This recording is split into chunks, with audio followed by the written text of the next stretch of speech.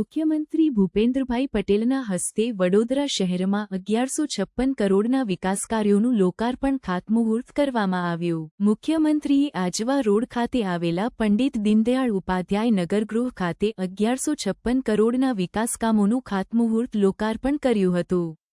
મુખ્યમંત્રી પહોંચતા જ તેમનું પરંપરાગત સ્વાગત કરવામાં આવ્યું હતું।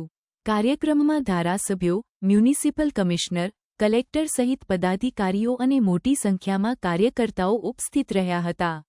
મુખ્યમંત્રી ભૂપેન્દ્રભાઈ પટેલે સંબોધન કરતા જણાવ્યું કે મોબાઈલ એવી વસ્તુ છે કે એક વખત જોવાનું શરૂ કરો તો સામે શું ચાલે તેનું ધ્યાન જ ના જાય, મોબાઈલ પર આવ્યા જ કરે, તેમાંથી બહાર નીકળવું પડે। આપણે નથી નીકળતા તો છોકરાઓને કેવી રીતે કાઢીશું? ટાઈમના સ્લોટ પાડવા જોઈએ। આપણા અને પરિવાર માટે સારું શું છે તે વિચારવું। પ્રથમ તો સૌને ગુજરાત રાજ્યના 65મા સ્થાપના દિનની શુભકામનાઓ। આ વડોદરાનું સૌભાગ્ય છે કે ગત રોજ જ એટલે ગઈકાલે રાત્રે માનનીય મુખ્યમંત્રી શ્રી વડોદરા મુકામે આવી ગયા અને આપણા બધાને ખબર છે કે આજે સવારથી તેમના કામો અને કાર્યક્રમોની શરૂઆત થઈ ચૂકી છે। ત્યારે વડોદરા મહાનગરપાલિકા વિસ્તારમાં કુલ મળીને 1165 કરોડથી પણ વધારેના કામોના ખાતમુહૂર્ત અને લોકાર્પણ પ્રસંગે આપણે ઉપસ્થિત માનનીય મુખ્યમંત્રી શ્રી ભૂપેન્દ્રભાઈ પટેલ સાહેબ, માનનીય મેયર શ્રી, માનનીય પિંકીબેન સોની સાહેબ, ઉપસ્થિત તમામ ધારાસભ્યશ્રીઓ, કોર્પોરેશનના પદાધિકારીશ્રીઓ, અધિકારીશ્રીઓ અને મંચસ્થ ઉપસ્થિત મહાનુભાવ, સાથે વડોદરા શહેરના અલગ અલગ વિસ્તારમાંથી આવેલા નાગરિકો, કાર્યકર્તા ભાઈઓ બહેનો અને મીડિયાના મિત્રો। ત્યારે વડાપ્રધાન શ્રી નરેન્દ્રભાઈ મોદીજીએ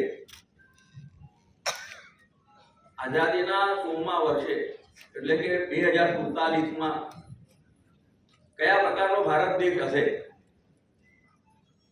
એનું જે આલેખન કર્યું, મને લાગે છે કે તે આલેખનમાં તેમના યોજનાઓમાં સૌથી વધારે અગ્રેસર જો કોઈ એક રાજ્ય હશે તે ગુજરાત રાજ્ય છે।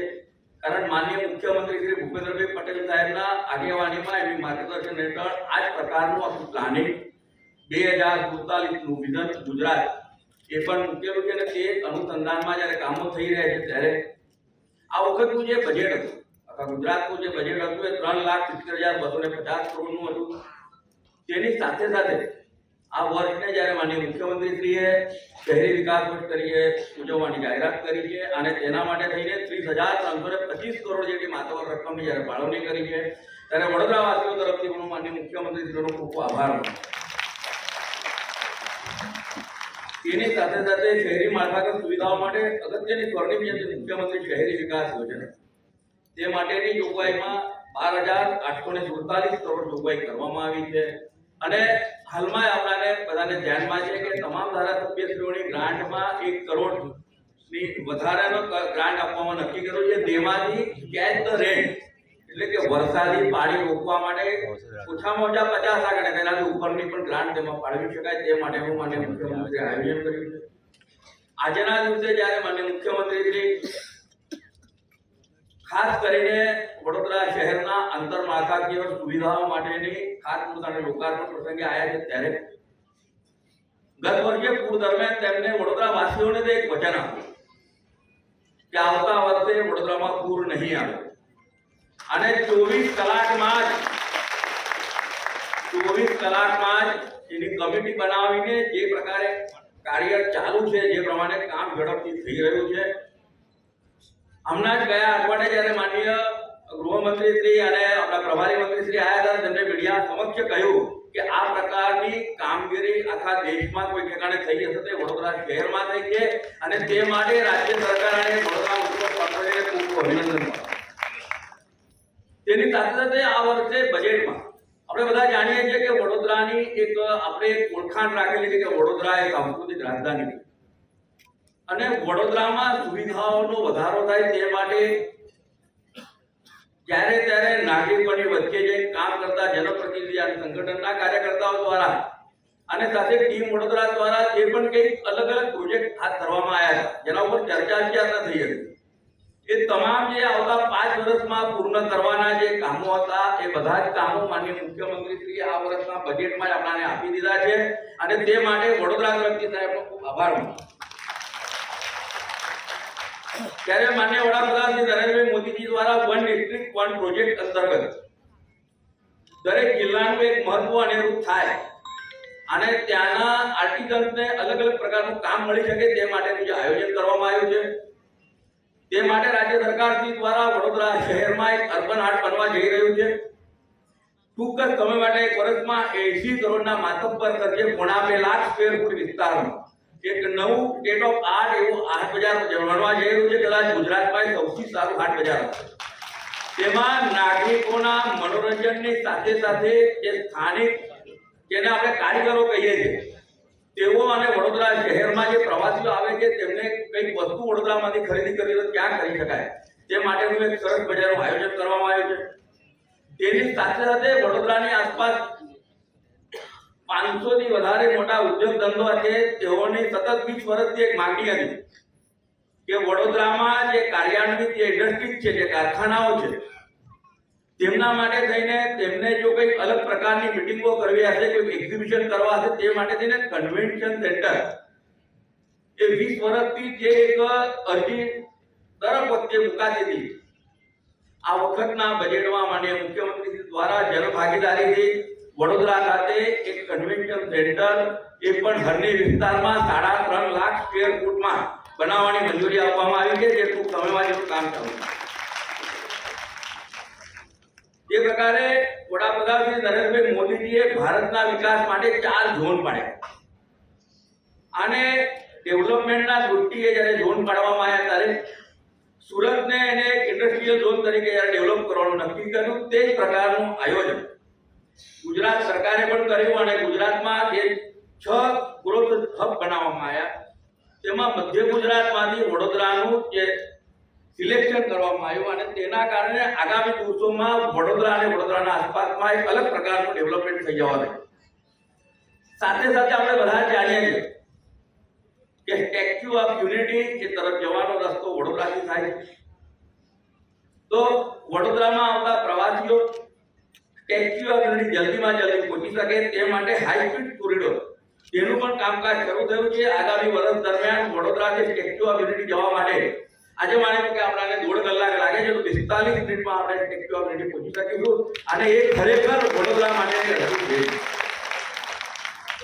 સાથે સાથે વડોદરામાં મેડિસિન પ્રકારની સુવિધાઓ મળે અને તે માટે મલ્ટી સ્પેશિયાલિટી તેમજ કારડિયાક અને સુપર સ્પેશિયાલિટી હોસ્પિટલ બનાવવા જઈ રહ્યા છે અને મેડિકલ કોલેજમાં જે વિદ્યાર્થીઓ પીજી એટલે પોસ્ટ ગ્રેજ્યુએશન માટે આવે છે આ વખતના બજેટમાં રાજ્યના 5 જિલ્લાઓમાં મેડિકલના અનાવરણ કર્યું તો અંદર કેટલી બધી તાલીઓ પડતી આપણે અહીંયા કરી બેઠા છે તો એ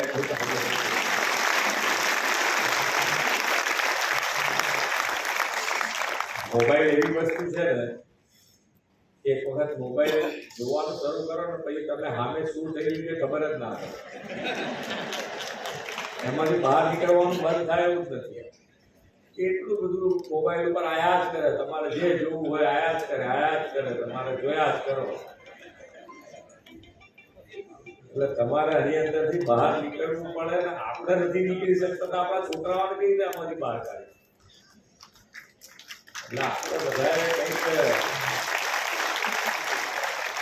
કંઈક ટાઈમ્સના સ્લોટ પાડવા જોઈએ. આપણે કંઈક એવું કંઈક વિચારવું જોઈએ બધા ભેગા થઈને શું કરી શકાય સારું આપણા માટે શું છે આપણા ફેમિલી માટે સારું શું છે વિચાર કરવો જોઈએ. કારણ કે જે પ્રમાણે અત્યારે જઈ રહ્યું છે એ પ્રમાણે આનો વિચાર 100% કરવો જોઈએ. સરકારને કહેશો તો સરકાર રિસ્ટ્રિક્શન કરશો તો પાછળ અડધા ઉભા થઈ જશો કે ના આ નહીં ચાલે અમારું હાર્ટ બંધ કરતો એ તો કેવી રીતે ચાલે.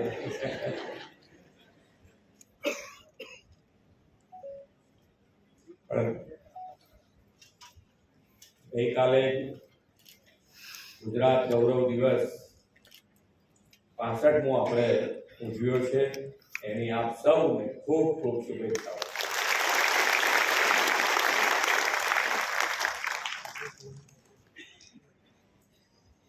વિશ્વ નેતા અને યશસ્વી વડાપ્રધાન શ્રી નરેન્દ્રભાઈ મોદીએ રાષ્ટ્રીય પર્વો અને મહત્વપૂર્ણ દિવસોને વિકાસના ઉત્સવ બનાવવાની એક નવતર પરંપરા શરૂ કરી છે.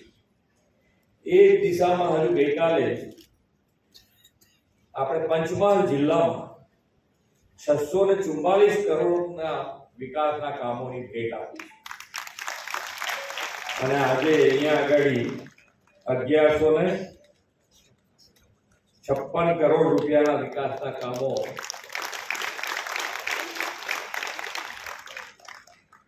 વિકાસ કેવો હોય, વિકાસ કેટલા સ્કેલનો હોય, વિકાસની સ્પીડ કેવી હોય, એ માન્ય નરેન્દ્રભાઈએ દેશ અને દુનિયાને બતાવ્યું.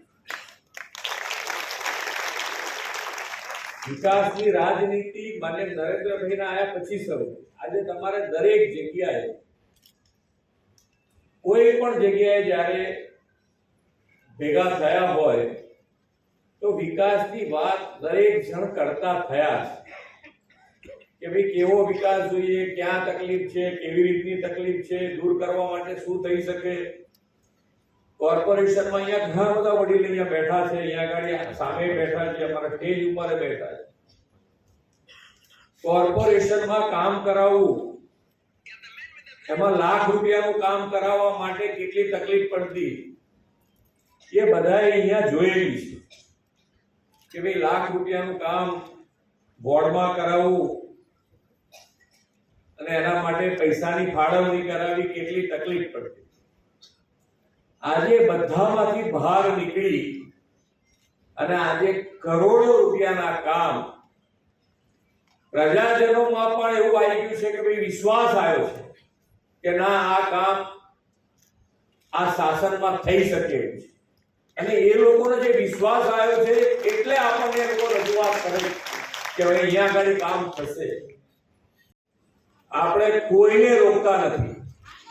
ત્યાં આગળ આવી અને કોઈ પણ મળી શકે છે અને ઘણા બધા રેગ્યુલર આવે પણ છે. પણ જ્યારે કોઈ પ્રોગ્રામમાં આવ્યા હોય અને એ પ્રોગ્રામમાં આપણી રજૂઆત કરવી એ વ્યાજબી આપણી સંસ્કારી નગરીને શોભે નહીં.